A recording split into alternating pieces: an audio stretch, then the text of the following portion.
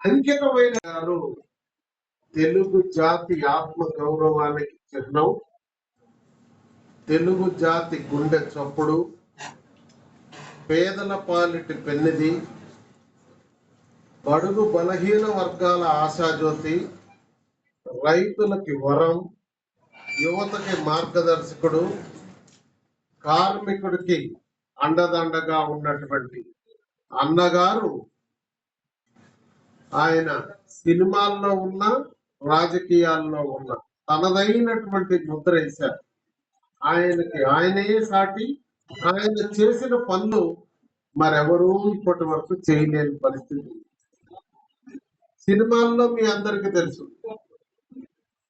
పౌరాణికం, చారిత్రకం, జానపదం, సాంఘికం అనేక రకమైన మీరు చూస్తుంటారు. గరికపాటి నరసింహరాజు రాముడు ఎవరంటే నాకు తెలిసిందే ఎన్టీ రామారావు గారే. కొంత సోషల్ మీడియాలో చూస్తుంటారు. కృష్ణుడు ఎవరంటే ఆయన రూపమే అని చెప్తారు. అట్లాంటి ముద్ర, చెరగని ముద్ర ప్రజల్లో ఉన్నటువంటి అన్న ఎన్టీఆర్. అయితే రాజకీయాల్లోకి వచ్చిన తర్వాత కూడా సగటు మనిషి యొక్క కష్టాలు తెలుసుకుంటే ఏకైక రాజకీయవేత్త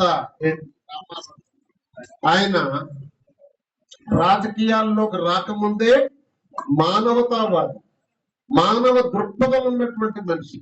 ఎందుకంటే సీమలో కరువు వచ్చినా, యుద్ధం వచ్చినప్పుడు కానీ, దివిసీమ తుఫాన్ వచ్చినప్పుడు కానీ ఆయన తన విరాళం ఇచ్చి సినిమా రంగం మొత్తాన్ని తీసుకొని పోయి వాళ్ళకి ఆదుకోవడం కోసం విరాళాలు సేకరించిన మానవతావాది. వచ్చాక ఒక విలేకరు గారు అడిగారు, ప్రెస్ మీట్ పెట్టారు, ఏమండి కమ్యూనిజం అన్ని ఇజాలు ఉన్నాయి, మరి మీరే ఇజం అని అడిగారు. క్షణం ఆలోచించాల. బ్రదర్, నాది మానవతావాదం, ఐ ఆమ్ హ్యూమనిస్ట్ అని చెప్పారు. అంతటితో ఆగల. మీ కమ్యూనిజం చెప్పినా, సోషలిజం చెప్పినా, క్యాపిటలిజం చెప్పినా, ఏ ఇజం చెప్పినా మానవాళి బాగే కదయ్యా చెప్పేది. మానవాళిని బాగు చేయడం కోసం నేను రాజకీయాల్లోకి వచ్చా అని చెప్పి మొట్టమొదటిసారి ఆయన పిలువ అన్నగారు ఏమన్నారు, పేదల గుడిసెల్లో మనం భవనాలు ఉన్నాం కాదు, పేదలకు కూడా పక్కా భవనాలు నిర్మిస్తామన్నారు. నిర్మిస్తానంటే ఇది ఎట్లా సాధ్యం అంటున్నారు. లేకుండా భారతదేశంలో ఇల్లు కట్టాలనే సంకల్పంతో నడుస్తుంది, అన్ని ప్రభుత్వాలు ఆచరిస్తున్నాయి. మార్గదర్శకుడయ్యాడు ఎన్టీ రామారావు. అదే కాదు సుమా, సమాజంలో సగభాగం మహిళలు ఉన్నారు. ప్రతి ఇల్లును చక్కబెట్టేది మహిళే. అట్లాంటి మహిళల్ని 35 ఏళ్ల స్వతంత్ర భారతంలో 19 ఏళ్ళు ఈ దేశాన్ని వెళ్ళిన ఇందిరాగాంధీ కూడా మర్చిపోయింది. కానీ ఎన్టీ రామారావు గారు మహిళలకు ఆస్తిలో సగం వాటా ఇచ్చారు.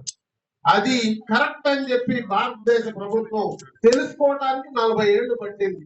16లో మోడీ గారు వచ్చారు, మాత్రమే ఇచ్చారు ఆస్తి హక్కు మహిళలకు. అది ఎన్టీ రామారావు గారు. ఆ విధంగా పేద పిల్లలకి చదువుకోవడానికి కూడా గురుకుల పాఠశాలలు పెట్టాడు ఆనాడే.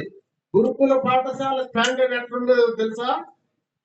ఈ రోజు నారాయణ చైతన్య కాలేజీ ఏ ప్రమాణాలు ఉన్నాయో ఆ ప్రమాణాల్లో పెట్టాడు. నాగార్జున సాగర్ లో ఒకటి ఉండేది, దానికి ఒక ప్రవేశ పరీక్ష.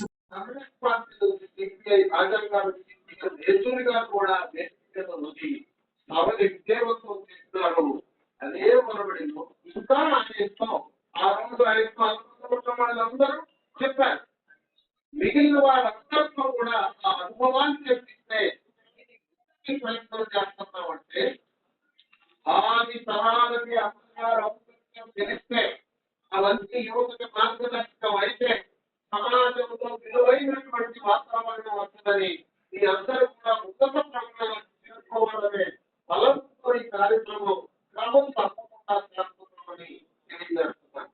అట్లే సంఘ పురుషుడు రాజ్యం ఆయన వ్యక్తిత్వాన్ని ఆవిష్కరించాం. ఆయన రౌమాంసం చెప్పారు. దాన్ని మూల విక్రమ్ గారు రాజకీయ విభాగాన్ని, సినిమా విభాగాన్ని ప్రజలంటారు రాయటం జరిగింది. వాళ్ళకి చేతులెత్తి నమస్కరిస్తున్నాం. అంతేకాదు రేపు భావితరాలు భవిష్యత్తులో ఇప్పుడు నేను బైపాస్ మొన్ననే స్టంట్ వేసుకున్నా కూడా అన్నగారి మీద నమ్మకాలతో వారు రావడం జరిగింది. నేను రావాలా అని వచ్చారు. ఆయన ఇప్పుడు అన్నగారు ఇంటర్వ్యూ సినిమాల్లో ఇంటర్వ్యూలు ఇచ్చారు అంటే ఇంటర్వ్యూ అంటే అన్నగారి అంతరంగం తెలియజేశారు, అట్లనే రాజకీయాల్లో తెలియజేశారు. ఈ 2 ఇంటర్వ్యూల్ని 2 పుస్తకాలు తయారు చేస్తున్నాం. ఒకటి భగీరథ గారి సినిమాల యొక్క ఇంటర్వ్యూలు పూర్తి కావచ్చింది, ఎన్నికల కోడ్ వల్ల ఆగాం. వెంకయ్యనాయుడు గారితో మొన్న చేయించాలనుకోని కనుక త్వరలో ఈ నెలలో జూలై నెలలో భారత రామం అనే పేరుతో అన్నగారి అంతరంగాన్ని ఆవిష్కరించబోతున్నాం. ఆగస్టు నెలలో ఆగస్టు సంక్షోభంలో ఆ నెల భారతదేశ మరపు రానటువంటి ఘటన ఇంకొకసారి ఎవరు జరగని విధంగా ముఖ్యమంత్రిగా ఇందిరాగాంధీ గారు చేస్తే అది ప్రతి సంఘటనని సమకూర్చినట్లుగా మన విక్రమ్ గారు దాన్ని గ్రంథస్థం చేస్తున్నారు. ఇలా అనేకమైన కార్యక్రమాలను తీసుకొని ముందుకు పోతున్నామని, ఆ కార్యక్రమానికి మీ అందరి యొక్క అండదండలు కావాలని, ఎన్టీ రామారావు గారికి సంబంధించిన ఫోటోలు గాని వీడియోలు గాని ఏ చిన్న ముక్క ఉన్నా సరే మాకు తెలియజేయాలి. వాటిని భద్రపరిచి డిజిటలైజ్ చేసి భావి తరాలకు మనందరం పోయినా అది మిగిలేటట్టుగా చరిత్రలో వెనుక రామాయణం మహాభారతం ఆ రోజు వాళ్ళు రాయబట్టే కదా ఈ రోజు మనం చదువుకుంటున్నాం. బైబిల్ కానీ ఖురాన్ కానీ రాయబట్టే కదా వాళ్ళు ఆచరిస్తున్నారు. అలా రామారావు గారి యొక్క ఆశయాల్ని లక్ష్యాల్ని మనందరం తెలుగు జాతి ఉన్నంత వరకు, భారత జాతి ఇంగ్లీషు, హిందీ, కన్నడం, తమిళం, మలయాళం, ఉర్దూ ఈ 6 భాషల్లో తయారు చేసి వీటిని ఆయా రాష్ట్రాల రాజధానుల్లో ఆవిష్కరింపజేయబోతున్నాం ఈ సంవత్సరం అనేది కూడా మీ అందరికి తెలియజేస్తున్నాను. సెలవు తీసుకుంటున్నాను. నమస్కారం. శివాజీ గారికి, రామకృష్ణ బాబు గారికి, కేఎస్ రామారావు గారికి, అలాగే డాక్టర్ సోమరాజు గారు, నాగేంద్ర కుమార్ గారు, నారాయణ ప్రసాద్ గారు, వారంతా చాలా అనుభవం ఉన్న వ్యక్తులు. నాకు ఆయనతో ఫిల్మ్ ఇండస్ట్రీ వచ్చినటువంటి అనుభవం ఉంది. వాళ్ళతో 50 ఏళ్ళు దేవుడు చేసిన మాటలు పుట్టినరోజు అనేటప్పటికీ మాకు ఆ సినిమా గుర్తొస్తుంది. పుట్టినరోజు అనేటప్పటికీ ఆయనతో ఉన్న అనుబంధం. ఆ రోజున మేము మచిలీపట్నంలో షూటింగ్ చేస్తాం. ఆ సినిమా సమ్మర్లో 28వ తారీఖు అక్కడే ఉన్నారు.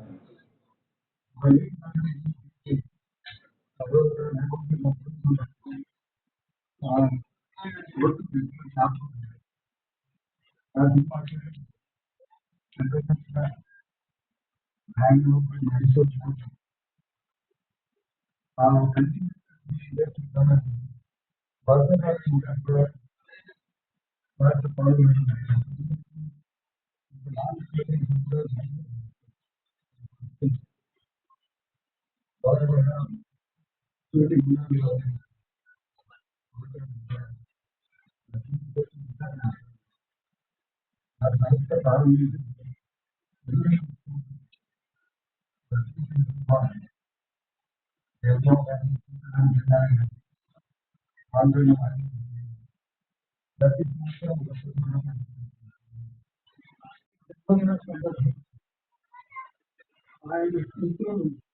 మళ్ళీ ఒకసారి చాలా సంతోషంగా ఆయన నాథుడు గారు చక్కగా మాట్లాడారు. ఆయన నాట జీవితంలో 40 సంవత్సరాలు ఆయన 13 సంవత్సరాలు ఒక ఉద్యోగాలు అలాగే వెళ్ళిపోయారు. ఆయన సాధించిన విషయాలు వాటిని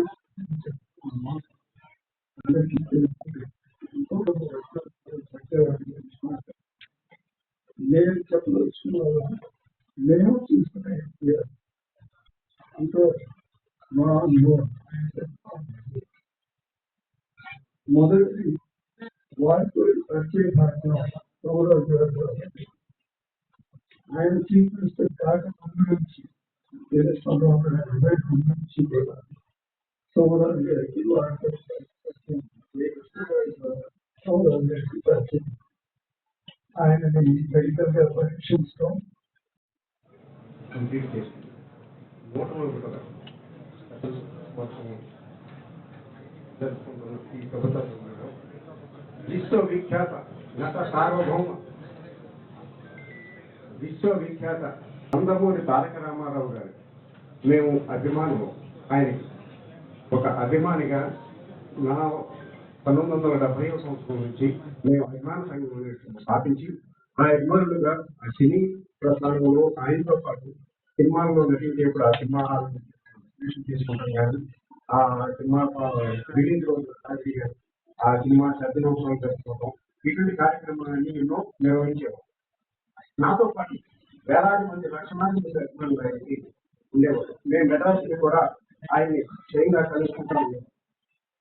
ఆ ధర్మంలో తాను రాజకీయంలో రంగ ప్రవేశిస్తున్నట్లుగా ఆయన చేసిన ప్రకటన ఆడిటర్ రేడియోలో మేము ఉన్న తరుణంలో ఆయనకి అభినందనలు హర్షం వ్యక్తం చేస్తూ ఒక అభిమానులుగా నేను మచిలీపట్నం అనేది ఆ మచిలీపట్నంలో అభిమానులందరూ బృందావనం టాకీస్ రామారావు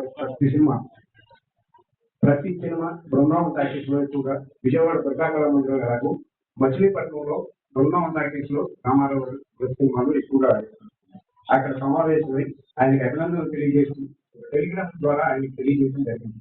ఆ పిదప 1982 మార్చి 29న న్యూఢిల్లీ క్వార్టర్స్ లో జరిగినటువంటి పార్టీ ఆవిర్భావ దినోత్సవానికి మచిలీపట్నం నుంచి ప్రత్యేకంగా నేను హాజరై ఆనాడు అన్నగారు స్వయంగా ఇటువంటి చిన్న బల్ల మీద న్యూఢిల్లీ క్వార్టర్స్ లో ఒక బల్ల మీద స్పర్ధ వేసుకుని కూర్చుని ఆయన భాష కూర్చుని స్వయంగా ఒక డైరీలో రాస్తున్నారు. నోట్స్ బుక్ లో మొత్తం ఎక్కడి నుంచి రాష్ట్ర వ్యాప్తంగానే కాకుండా ఇతర రాష్ట్రాల నుంచి బయట నుంచి అభిమానులు ఆ రోజు రాజకీయ నాయకులు ఆ రోజు ఆయనతో పాటు నారాయణ ఎమ్మెల్యేలు తీసుకుని ఆ తర్వాత ఆయన ఆనాడే పార్టీ పేరు తెలుగుదేశం పార్టీ అధ్యక్షుడి పేరు ప్రకటించడం. ఆ తర్వాత మాకందరికీ అభినందన గవర్నమెంట్ తర్వాత 10వ తారీఖు నాడు సమావేశం కూడా ఏర్పాటు చేయడం జరిగింది. ఆనాటి నుంచి మేము నియోజకవర్గాల్లో మా ఎవరి నియోజకవర్గాల్లో వాళ్ళు అట్లాగే జిల్లాల నుంచి పార్టీ సభ్యత్వం కూడా ₹1 సభ్యత్వం ఆయన సభ్యత్వం పంపించుకోకుండా పేపర్లో ఒక ప్రకటన ఇచ్చారు. పార్టీ సభ్యత్వానికి ఈ విధంగా నమూనా ఉంటుంది. ఆ నమూనాను ఆధారంగా మేము మీటింగ్ తీసుకుని పార్టీ సభ్యత్వాలు చెప్పింది అవన్నీ తీసుకుని విశాఖపట్నం లో పార్టీ ఆఫీస్ లో పనిచేయడం కూడా చేశాం. ఆ తర్వాత పార్టీ సభ్యత్వం పుస్తకాలు పార్టీ ఆఫీస్ నుంచి పనిచేస్తున్నా మళ్ళీ అది కూడా కంప్లీట్ చేసుకుంటుంది. ఆనాటి నుంచి మాకు తెలిసి ఇక్కడ తిరుపతి రాజేశ్వర గారు రమేష్ మేమంతా కలిసి ఎన్టీఆర్ యువసేన గురించి మాకు ఏర్పాటు చేశారు. అన్నగా తిరుపతి రాజేశ్వర గారు రమేష్ రెడ్డి అప్పుడు సాయిబాబా గారు మా కృష్ణా జిల్లాకి వచ్చి మచిలీపట్నంలో ఒక జిల్లా ఎన్టీఆర్ అభిమాన సంఘం సమావేశం ఏర్పాటు చేసి ఎన్టీఆర్ యువసేన అనేటువంటి ఏర్పాటు చేశారు. ఆ యువసేనకి మేము కన్వీనర్గా నియమించారు. ఆ విధంగా నేను పార్టీలో సేవలు చేయడం ఆనాటి నుంచి ప్రారంభించాను. దాంతోపాటు సినిమా అభిమానులు కూడా మిగిలిన సంస్థల నుంచి కూడా అందరినీ చేసుకుని ఆ విధంగా పార్టీ అహర్నిశలు పార్టీ వ్యవస్థాపకులు మీరు పార్టీ వ్యవస్థాపకులు రామారావు పార్టీ అభిమానం అనేటువంటి వాళ్ళందరూ పార్టీ వ్యవస్థాపకులు నా దృష్టిలో